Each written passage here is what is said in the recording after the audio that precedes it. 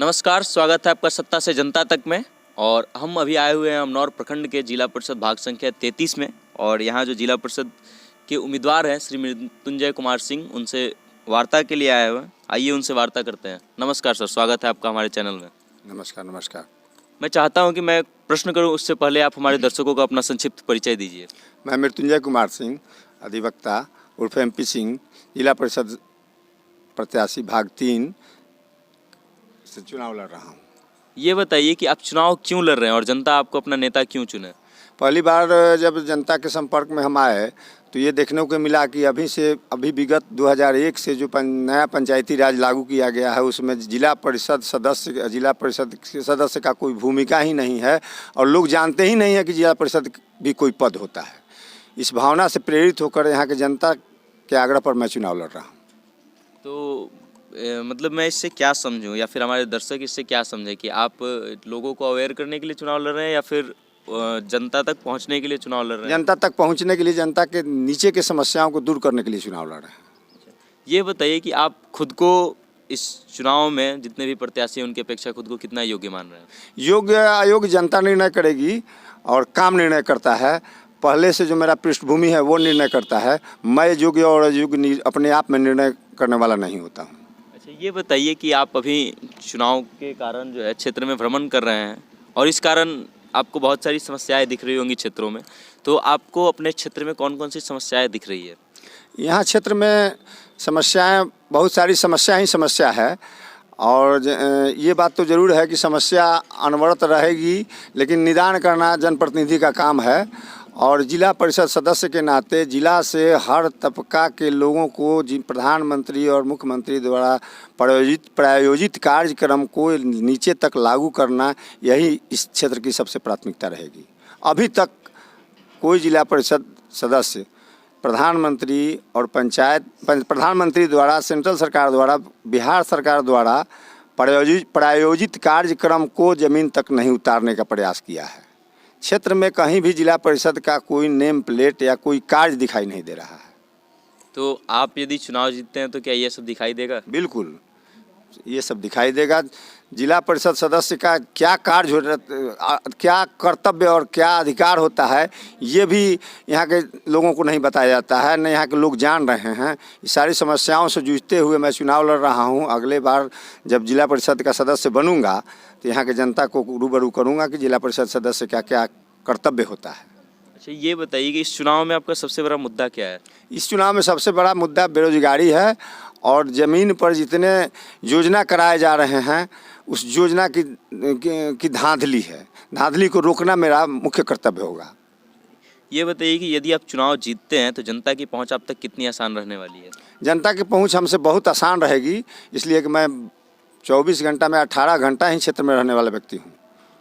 ये बताइए कि इस चुनाव में यदि आप जीतते हैं तो आप अपने क्षेत्र में सबसे पहला कार्य कौन सा करेंगे?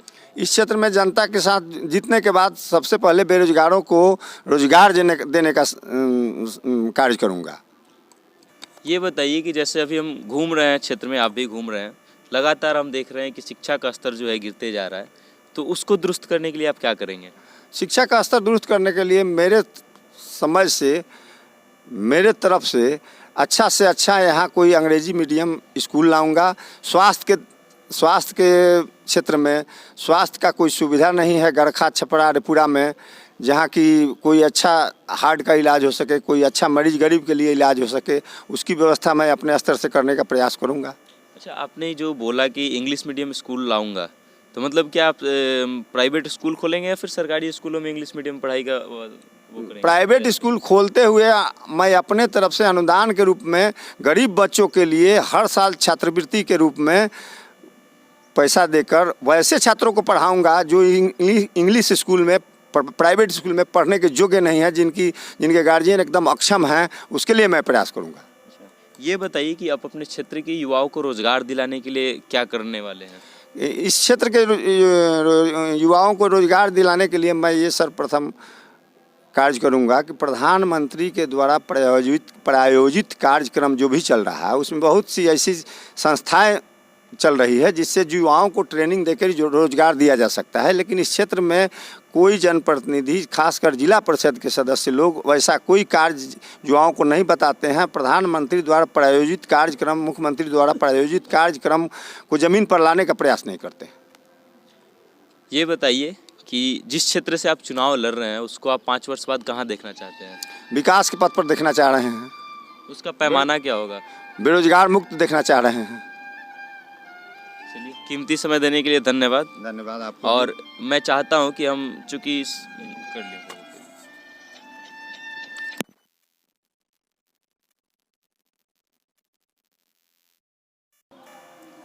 चूंकि हम इस साक्षात्कार के अंत में आ चुके हैं, तो आप हमारे माध्यम से यदि अपने क्षेत्रवासियों को कोई संदेश देना चाहते हैं या फिर कुछ निवेदन करना चाहते हैं तो वो आप कर सकते हैं।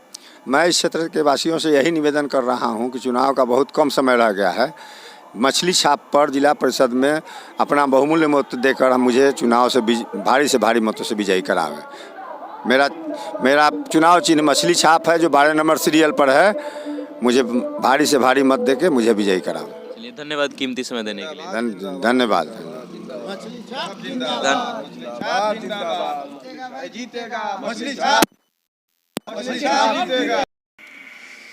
अभी आपने देखा, हमारे साथ जुड़े थे अमनौर प्रखंड से जिला परिषद भाग संख्या 33 से जिला परिषद उम्मीदवार श्री मृत्युंजय कुमार सिंह उर्फ MP सिंह।